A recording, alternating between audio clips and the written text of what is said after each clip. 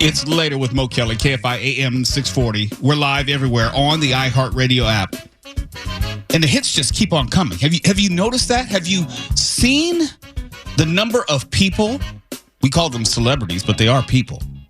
The number of people who have passed in just the past maybe 4 or 5 days. 4 or 5 days. We're talking about people who have made tremendous contributions to this life that we've lived. Pete Rose, most recently, 83 years old, passed away. I got one Pete Rose story. I'll tell it in just a second. And where did I meet him? At the tables. He was gambling. Vegas. True story. True story. Of course. And I'll come back to that in a second. But I started this weekend, I guess, trying to deal with the passing of John Ashton of Beverly Hills Cop fame. And then you had Chris Christopherson. I mean, that alone would have been enough. And then you have Pete Rose today. And for me, more personally, Dikembe Mutombo. He and I graduated Georgetown together. Basketball Hall of Famer. Passed away today from brain cancer at the age of 58. 58. Someone in my class, he was a little bit older when he came to Georgetown, but we were in the same class. Of course, you're reminded of your own mortality, but when you lose some of these pillars in entertainment, it's not that they were celebrities. It is they had an outsized impact on our lives, be it their music, be it their movies, be it their sports performances. And you can associate probably some good moments of your life with each and all of them. How many times have I seen A Star Is Born? I don't know. Can't tell you. How many times have I watched Chris Christopherson as Whistler and Blade? I don't know. I can't tell you. But he was resonant with different generations. You know my love of baseball growing up. I'm a stat nerd. I can tell you the history of Pete Rose up and down, back and forth, as the all-time hits leader. I know intimately his history of gambling issues and why he was excommunicated from baseball. My first radio gig was in sports and had any number of opportunities to at least book him for a show. Let me just tell the story real quick. I was in Las Vegas for the Oscar De La Hoya Felix Trinidad fight. So this is like early 2000s. And it was at the MGM. And it was one of those weird times where anyone who was anyone, you would run into them, but not everyone had a camera. It wasn't about taking photos and social media. So after the fight, we're filing out of the arena. I'm walking out. Right behind me is the late legendary trainer, Angelo Dundee. So I'm getting to have an off-the-cuff conversation with Angelo Dundee. That was Ali's trainer. And I'm saying, Mr. Dundee, how did you have the fight? And he pulled out his scorecard and he showed me his handwritten notes of the rounds, who he thought won the fight. And he had Felix Trinidad. Who won? I thought it was Felix Trinidad too.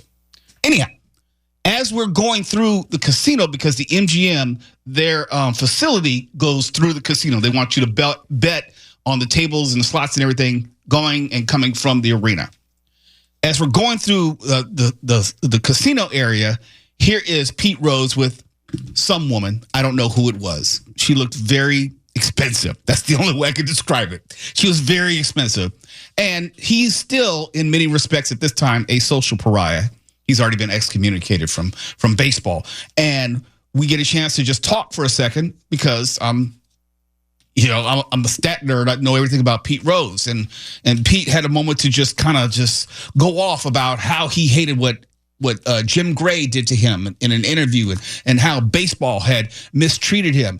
But he hoped even then that one day he would get into the Hall of Fame. It still mattered to him. Now, I don't know if it mattered to him upon his deathbed or later, much later in life, because we're talking about maybe 20 some odd years. No, more than that. This was late 90s. Got my years mixed up. So this is like maybe 26 years intervening. And you wonder, as you get older, all of us, and you see these people leave as I'm bouncing around, you wonder whether people were at peace. I think that's what it comes down to. You wonder whether Pete Rose had found peace. I thought about Christopher Christopherson, how he died at his home in Maui, and I was saying it into the studio, and I said, that's the way I want to go. I want to know that if I can see it coming, that I can be home, be with my loved ones, be with my family. That's how my father passed. Twala, you were telling a story about your aunt, similar situation. Yeah, no, and that is absolutely the way that I want to go. You want to go in your place of peace, the place that's going to give you the most solitude as you exit into the night. And we'd be remiss if we did not mention the passing of Maggie Smith, who also died just days ago. Right. And that is an unintentional oversight. There's been so much news, not a lot of it good. And this show is big on nostalgia. We're self-aware. And so that weighs heavy, very heavy on us, because we're talking about a lot of great memories, a lot of great talent, tremendous contributions. And you come in, and I tell this all the time, and people don't know, but it's a reminder. You come in, you think you're going to do one show, then, oh, by the way, the news just broke. Pete Rose died. Oh, my goodness. You know, we had slaughtered. We're going to talk about John Ashton and also Chris Christopherson. Then the Pete Rose news broke. The Dikembe Mutombo news broke. And that has me in a different space because, you know, I went to school with him. We played basketball and intramurals together. When I was an intramural referee, I would referee his basketball games. You get to know them as people. And this is just one of those days where it's a very painful reminder that all this stuff really ain't all that important. All of it is fleeting. And I hope, I always say that the most important part of life is making sure you're at peace when life is about to end. That's it. And if you get there at 50, God bless you. If it takes you until you're 85 to get there, God bless you. But just make sure you get there before it gets you. It's Later with Mo Kelly. KFI AM 640. We are live everywhere on the iHeartRadio app. And we have some DMV news when we come back. You're listening to Later with Mo Kelly on demand from KFI AM 640. I think it's a universal truth. The DMV is absolute hell. Nobody wants to go, but everyone needs to go at some point. But as we progress through life, we may have to go for different reasons. My license is going to expire on my birthday next year, which probably means I'm going to have to go in and do the eye test and, you know, all the things, make sure that I'm still in my right mind, that I'm allowed to drive, or they'll take away my, look at Twal, he's pulling out his license just to check. He's getting scared all of a sudden. But I think, for the most part, none of us want to go to the DMV.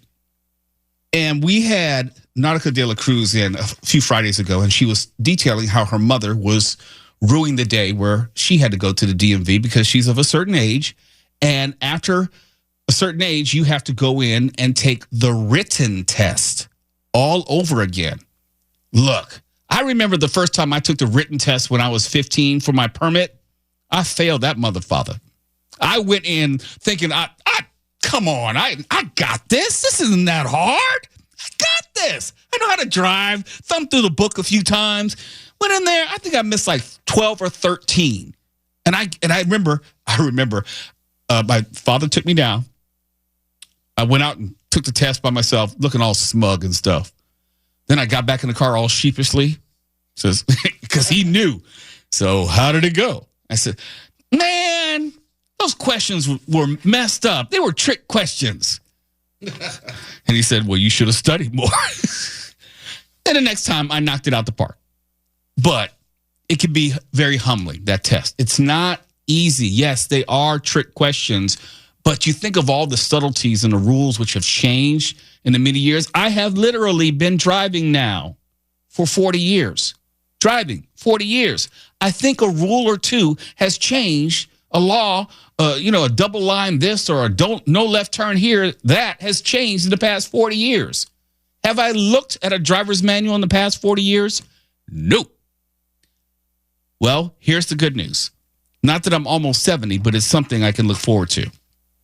The state of California has eliminated the written driving test for most people, not all, most people 70 years old and older renewing their license.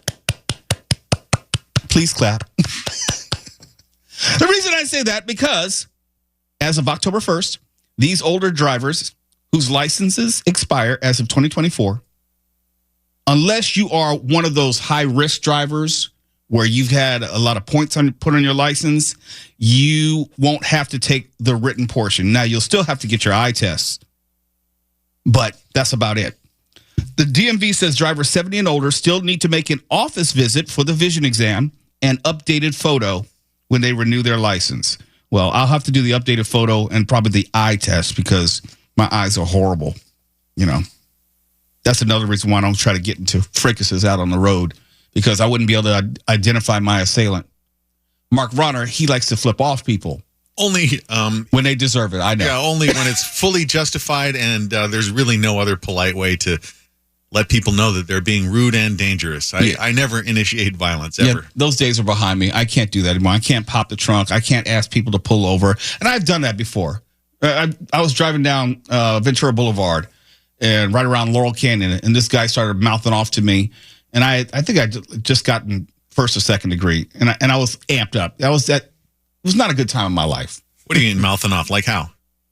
He was mouthing off to me, talking about, you need to look at the effing road, watch where you're going. And I rolled down the window and I said, pull your punk ass over. Pull over. As you do. Yeah. I started pulling over. He started pulling over. And I guess he realized that I was really pulling over. And then he decided to pull off. It would not have been a good idea.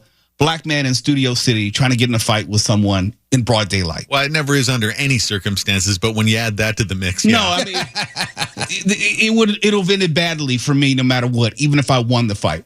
But my point is, that part of my life, thank goodness, is behind me. And I try not to do anything to make my life worse. And also, since my eyes are bad, it's just enough for me to stay focused on the road. Yeah, be like Mr. Magoo. Pretend you don't see him. Road hog. Yeah, see, I'm just not looking forward to going back to the DMV for any reason. Oh, it's hellish. Now serving B309 at window number 13. Now serving F913 at window number 37. Okay, Twala, what were you looking for on your driver license? I was just looking for the date I had to do it. Okay, yeah. So next year.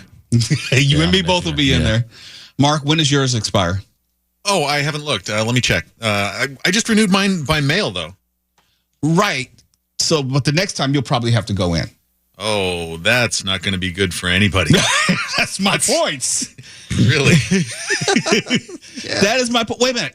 I'm going to get it all in your business. Do you have a California one or you still have a Washington one? Oh, I got a California one. I've been here 6 years now. Doesn't mean anything. You're a rule breaker. You're a lawbreaker. No, I'm a rebel, yeah, just like Pee Wee Herman. Yeah. I'm a rebel, Dottie. It expires in 2028. I could be dead by then. Oh, wow. Yeah, that's true. Tomorrow's not promised. No. You might have flipped off the wrong person. Well, here's the thing No, let's just keep moving. No. Finish your thought. There's no good to come of this. But I feel like there's something in the air where people are just a little extra nuts lately, and I have no idea what to ascribe this to. It's like that old Star Trek episode where they aim an irritation ray at people to break the spell when they're on the Spore planet and Mr. Spock is happy. There's something going on with people driving right now. They're extra aggressive, extra obnoxious, and I don't know what's causing it. I'm trying not to contribute to it. Twelve, watch this. Can you repeat that very obscure Star Trek reference one more time, please? Yeah, it was a Star Trek episode, This Side of Paradise, with Jill Ireland, who is Mr. Spock's lover. Ooh, Jill Ireland. Oh, she was a hottie. Yeah, so they get sprayed with these spores, and everybody's happy except for Captain Kirk. And to get everybody back to business, he aims an irritation ray down the planet, and it breaks the spell. I feel like that's what we're getting hit with. Don't pretend like you don't know this. No. I think that we've been at this heightened state of insanity for quite some time. I don't think it's a recent phenomenon. Is it impacted by the news? Yes. Is it impacted by our political state? Absolutely. Is it impacted by crime and our feelings of lack of safety? Absolutely. But I don't think that's a recent occurrence. I don't think that's a recent realization. Well, you're going to think I'm nuts, and I don't care, but I've been reading an enormous amount about COVID and the brain damage that it caused, and I'm wondering if people are more prone to rage because of this, and they can get it from even mild cases, and I'm even wondering if it's affecting me, because we went to a pub last night, and it cost like $70 for a burger and a beer and, the equivalent for the long-suffering one. And I thought, I'm going to set this place on fire. You know what? If I were to make a COVID connection, I make this connection. I believe it broke us socially. Our lack of socialization for that amount of time made it very difficult for us to reintegrate back into our own society. You see it with the way people misbehave at movie theaters. You see it with the crime. You see it in, I know Twala sees it in a school setting. Yeah. Kids, like, they don't know how to act. Adults don't know how to act. And if there was any one through line, I would say it was the pandemic. Whether you caught COVID or not, you're still locked down to a certain degree. You weren't going to your job physically. You weren't interacting with people or socializing in a normal way. And think about how people were acting up on airplanes ever since then. It's like we've forgotten how to coexist. Yeah, I find myself having to stop and check myself to avoid escalating like that. I mean, I went to a pharmacy drive-through yesterday, and just as I pulled up to the window before their scheduled closing time, they shut the blinds and just decided they were closed early. I thought I was going to go berserk, and I had to stop and be like, all right, cool it here. It's just a small thing. Something's in the air. Look, something. 5-6 times per day, I have to remind myself and talk to myself in the car or in life saying, let it go. Yeah, exactly. Let it go. But see, there could be something to that. I mean, I'm not all the way there with you, Mark, but there is something distinctly different about our brain patterns now as opposed to prior to COVID. And unfortunately, we don't know all the ins and outs about it. We don't know what's happened to our brains since having it. I've had it, 4 times, I think 5, and I have no idea what type of psychosis I may go through on a daily basis. No, it's a real thing to look out for. No, seriously. Yeah. It's a problem. I wonder what we will think about this time. No, let me put it this way. I wonder what history will make of this time 30 years from now, if I'm still around. Will it, in the way that we look back on the 1980s with, for the most part, great reverence and romanticize the 1980s, for the most part, I wonder what historians will say about this period right here, right now. Well, I do a lot of reading about that stuff because it really interests me, and I'm a student of history, and I believe that we've also been in kind of a mass psychosis that would make what happened in Salem look like a hangnail. So you combine that with COVID brain damage, and I think that that's going to be a lot of fodder for people to study in the future. When we come back, more good news. It's later with Mo Kelly. KFI AM 640. We're live everywhere on the iHeartRadio app. You're listening to Later with Mo Kelly on demand from KFI AM 640. KFI, Mo Kelly, live everywhere on the iHeartRadio app. Did you know, starting in 2028, and we've covered the story, but now it's official with the signing of the ban by Gavin Newsom. Starting in 2028, 6 common food dyes will no longer be allowed in food sold at schools because of concerns that they cause behavior and attention problems in some children. How about just because they're just unhealthy? Why does it have to cause, behavior and attention problems? The banned dyes are blue number 1, blue number 2, sounds like a football game, green number 3, red 40. You don't want a blue number 2, I promise you. See, Tony Sorrentino is in for Stefan tonight, and he doesn't know the rules of the road, and I'm glad he doesn't, because if he did, then he might have felt inclined to give you a rim shot. A well-deserved rim shot is what you meant. No. Tony's too late. Don't try it. Not a rim shot after a blue number 2. No. There's nothing funny about that. No, don't look for the rim shot, Tony. There we go. That's a blue number 2. There you go. Anyhow, blue number 1, blue number 2, green 3, red 40, yellow number 5, and yellow number 6. They've been banned, so they can't sell food which has any of those dyes at school. Most notably, foods like, Flaming Hot Cheetos and stuff like that. Skittles, yeah. We had this discussion before, and I think that it should be up to the schools to just say, hey, we're not going to sell that, as opposed to the government saying to the schools, hey, you can't sell that. It would make sense because the schools get to decide the vending machines and what's in the vending machines, And it would be easier, I think, to do it that way as opposed to writing legislation, which really doesn't get to the heart of the matter. It just says those particular foods with those particular dyes can't be sold, but they can sell any other junk food, which can encourage other types of behavioral problems. Let's be serious now. All the sugar that they sell, that causes behavioral problems. Am I wrong, Tabala? I mean, have them hyped up on 4 cookies of sugar. Yeah, no. I mean, and looking at this, the way this is going to be rolled out, I can understand that this law has been enacted because there are probably schools that are resistant because of all the money they're probably raking in off of the sales of Skittles and Flamin' Hot Flamingo chips or whatever. All that stuff, the schools are making big money at their vending machines. So I guess Newsom has said, no, we tried to tell you, take those things out. You didn't want to listen, so now we're going to force you to.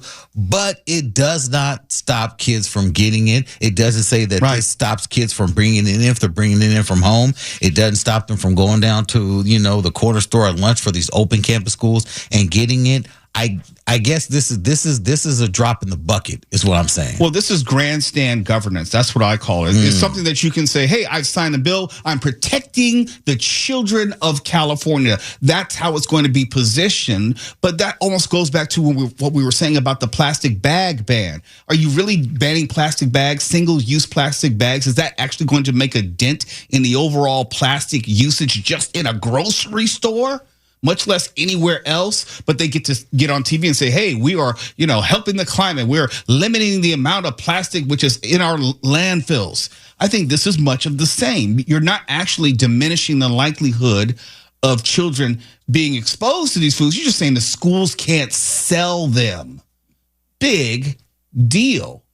You're not really changing it. Look, and I don't know what the school lunches look like today, but they're probably not much better. Oh, school lunches are trash. All right, then. School lunches are trash, which is why kids are sneaking off or leaving or going elsewhere to eat because the food that they're getting is so subpar. And I swear, Superintendent Carvalho had rolled out this plan where there's supposed to be some level of gourmet or some interaction with food trucks, something to step these lunches up. I'm still waiting for it to happen. I don't know what the holdup is, but I've seen some of my daughter's lunches, and I pray for the children of at least LAUSD. Maybe in Orange County they're eating well, but LAUSD. Oh. I think you raised an important point here, which is that school lunches have never been very good at all. They've never been some kind of paragon of health food. Like, I'll just say right up front, I haven't been to prison yet, but I can't imagine their food there is that much more healthy. I love that modifier. Nice caveat. It's like you don't want to get too far out in front of it and jinx yourself. No. I showed you knock the on taco wood. snack, right, Mark? Sorry? I showed you the taco snack that I grew up on eating. I don't think so, no. The yellow burrito in a bag that I showed you. The grease bomb? Oh, that's a war crime. Yeah. People need to go to prison for that. They still sell those. Oh. But see, this actually harkens back to a conversation we had last week about the hypocrisy of it all. If we supposedly care about our kids being in school, going back to the pandemic, if they need to be learning, they need to be in school. But at the same time, we're not exactly trying to make sure that environment is as learning conducive as possible, which includes the lunches. It includes getting the stuff out of the vending machines. It includes paying the teachers. It includes actually acting like school is important. You can't say, oh my gosh, the pandemic, they were out of school and they lost so much time to learn. And then you don't back actually paying the teachers. You don't back actually having free school lunches if need be. You don't back actually having healthy school lunches. I mean, you can't have it both ways. We're going to try. But I mean, I'm listening to you. I'm listening to what you're saying out of the right side of your mouth and the left side of your mouth. And it doesn't make any sense. It's nice for you to care about your kids getting an education, but this is a part of that equation too, pun intended. They actually have to have something decent to eat.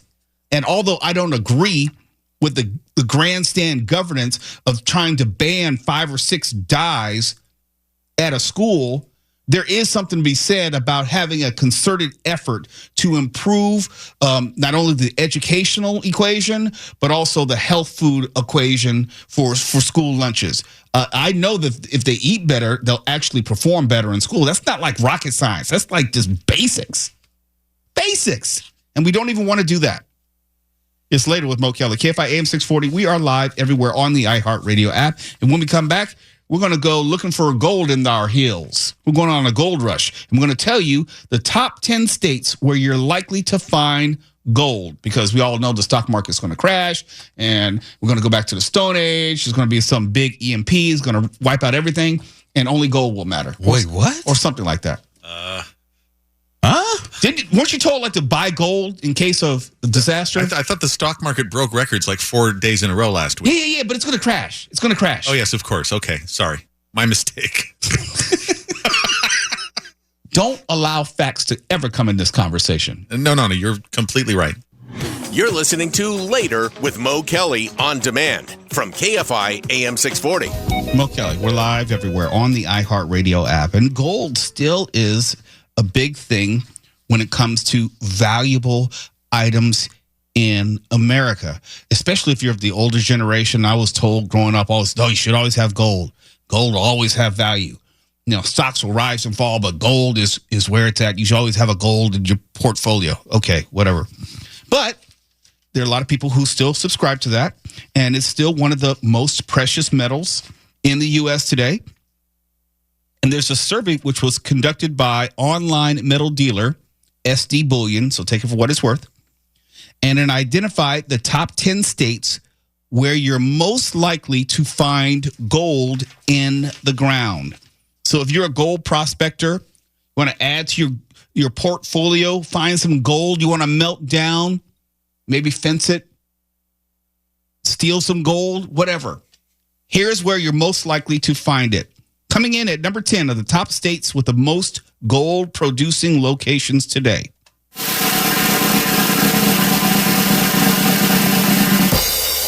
Utah. Didn't see that coming. No? No. I didn't know there was gold in them Utah hills. Yeah. Didn't know that. Yeah, you get your sister wives to dig for it.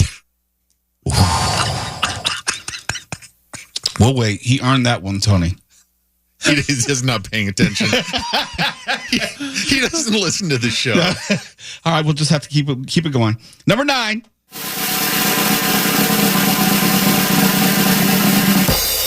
Alaska. Give you some data. 9.22 locations per 1,000 square miles. So if you can brave the elements, maybe you want to go prospecting in Alaska. Number 8.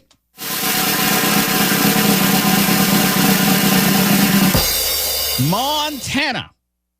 Has anyone here been to Montana? I haven't. Mm-hmm. Billings. Not a lot else to do there. Okay. All right. Just start digging. 13.21 locations per 1,000 square miles. That's a lot. Yeah. Number 7.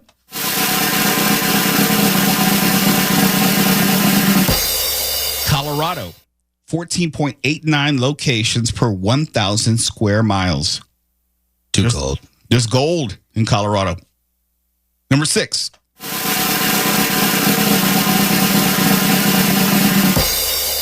Getting closer. Arizona, 17.40 locations per 1,000 square miles. Number 5.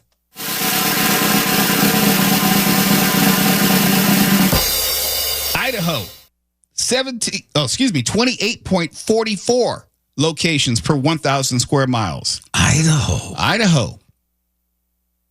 So if you can avoid the Klan, you might find some gold. Yeah, you got to dodge some Nazis to dig for your gold in Idaho. And look, believe me, I've been there enough times so that's not really even a joke. No risk, no reward. Exactly. Number 4.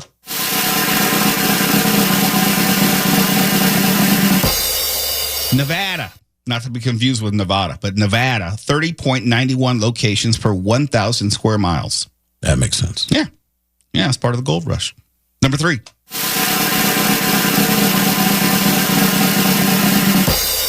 Oregon, 31.41 locations per 1,000 square miles, even today. I would have thought that would have been higher. Mm-hmm. I thought at least 2 or 1, only because of the Oregon Trail and how there was so much gold prospecting along that route. Well, I guess they've depleted it. Number 2.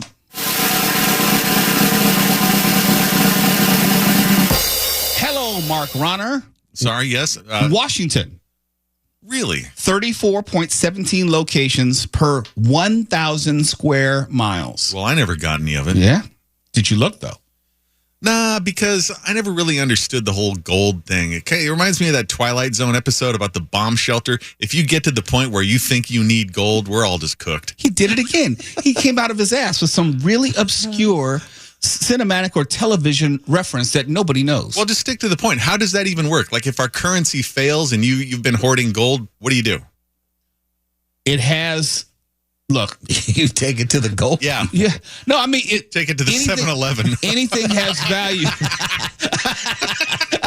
Yeah, they will jump you for it there. Yeah, you're not safe. Exchange it for cash. Value is what we ascribe to it, okay? You know, if people one day long ago said gold had value, it was bright, it was shiny, it was malleable, they could make it into just about anything, and there was enough of it, they decided this ore is semi-precious, has value. I mean, but that's my question. I mean, to Mark's point, do you go into Ralph's then and just say, here, I like to pay with these groceries with some gold flakes? Oh, I'm quite How does that sure work? if our currency market collapse, you will not be able to just walk in any grocery store and they won't have anything to sell you. We can look at what's happening in countries like Venezuela, where money means almost nothing down there. So then the gold is going to be worthless. We'll just have it. No, they'll kill you for it. It's not worthless. That's just I don't get the point. Okay, because gold outside of a country's currency has value around the world. Where you could look at the currency like the peso, the Mexican peso, or the Venezuelan, I don't know what their currency is called. It doesn't have any value anywhere. But gold retains value in at least in a civilization which still exists. Now, after the nuclear bomb, I don't know. I like an optimist. Hey, you got to have something to look forward to after the bomb. Yeah. And coming in at number one at 66.59 locations per 1,000 square miles.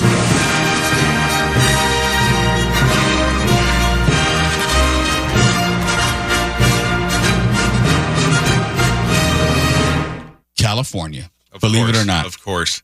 But see, it's weird because I'm thinking like, well, I would love to see the evidence of that actually gold is being found, like in a way that you can see, okay, oil, there's an oil well. Last time you saw a gold dig, where was that? You don't have something like that on your estate in the backyard? No, just your villa? Look, you would like to make me out to be much more wealthy than I am, okay? I'm just getting by. Keeping my head above water, making a wave when I can. Struggling, are you? Temporary layoffs, good times. Okay. Easy credit ripoffs, good times. Scratching and surviving. Hanging in a child line, good times. And we got them. So I can go obscure TV reference too. Oh, A+. Nice work. Okay, real quickly before we end this hour, Tony Sorrentino, I did not officially say good evening to you, didn't welcome you. You are in for Stefan tonight. How are you, sir? Doing well. How about you? I'm doing well. Now, very quickly, for those who don't know, Yes. you have an extensive arcade and guitar collection. A little bit. How many guitars do you have now? 16. How many arcade games do you have? The big stand-up ones. Do I count my new light gun cabinet? Then about 18. What? Right. Right. Wow. I'm talking about the 1980s actual arcade consoles. They're emulators, most of them, but they still. look right. They look right. They play right. You got the whole cabinet, the shelving and everything. I have a new one I'm working on right now, too. It's going to be really cool. Okay, can I tell people more about your house? Please, it's okay. It is a bachelor's paradise. Let me before you do that, I just got myself a slushy machine. Wow. Be careful. They've been knocking off 7-Elevens, So cool. okay? Attention burglars. What flavors? So I went on a mission of I want to make ices at home, right? So I couldn't get the icy syrup, but I got the carnival, what you get at carnival, state fairs and stuff there, cherry. So I have a gallon, industrial gallon of cherry syrup in my fridge. It's perfect. Bachelor's paradise. Arcade games, guitars, There's a pool table. and a pool. And a pool. And That's a pizza amazing. oven. And a pizza oven. Yeah. No, describe your pizza oven. It's nice. It's one of a proper... It works like it should. It makes very good Neapolitan pizza. But it's like a brick oven, isn't it? It's a wood oven. Wood oven. Yes, Okay. wood oven. Yeah. I want to mock that, but I'm jealous of it. That's what I'm saying.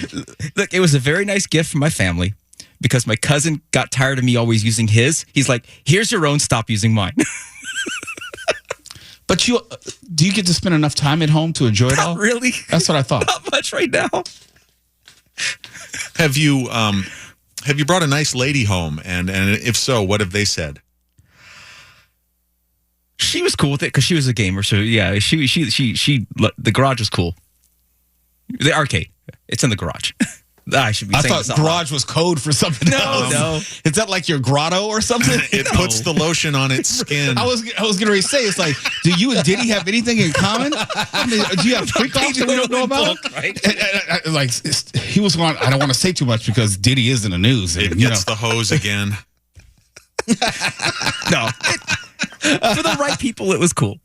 For the right people. girl, the right girl, You have very exclusive parties, huh? Well, no. I'm just saying, like, other people, look at my arcade and they go, So if you have that big container of cherry syrup, how many bottles of lube do you have? Damn. See, you had to make it weird. This is pulled from the headlines. Don't put this on me. This is not Law and Order, okay? Tony, you okay? I'm fine. Okay. How many did... Are you uncomfortable yet? No, never. Well, we can fix that. How many... There's nothing you can. Oh, Mark can. Go ahead and find it, Mark. Well, it's just... I have a dump button here. I can get rid of it. No, these are serious questions it's still from going in the podcast. doesn't from a it? journalist. Because did he have like 1,000 bottles of the stuff? 1,000 bottles of lube on the wall. The best part was him going, his lawyer saying he got it at Costco. And then Costco's like, we don't sell that in bulk. Nope. Costa said, we don't want to touch that at all. Well, you don't want to get caught short on that stuff when you need it. I mean, it's better safe than sorry, right? We wouldn't know, Mark. Just had to pull out. We're just gonna let that uncomfortable silence hang out there. Oh, it doesn't make me uncomfortable. You go to town. I'm fine. You know what? Going to town? Why don't we just go ahead This is the part where I hit the ID. What are we doing Stop right Yeah, this. it's about time. I'll just Look stop at the this time. now. Okay, Before I what get we're a gonna call do from is Robin, I'm hitting the ID, everybody. Oh, she's on vacation. She's not listening. That's why we're doing this. Yeah, nobody listens. KFI AM 640. We are live everywhere on the iHeartRadio app. The CBS News Vice Presidential Debate simulcast. KFI will bring it to you live. Vance versus Walz tomorrow evening at 6 p.m. KFI. And KOST HD2. Los Angeles, Orange County. Live.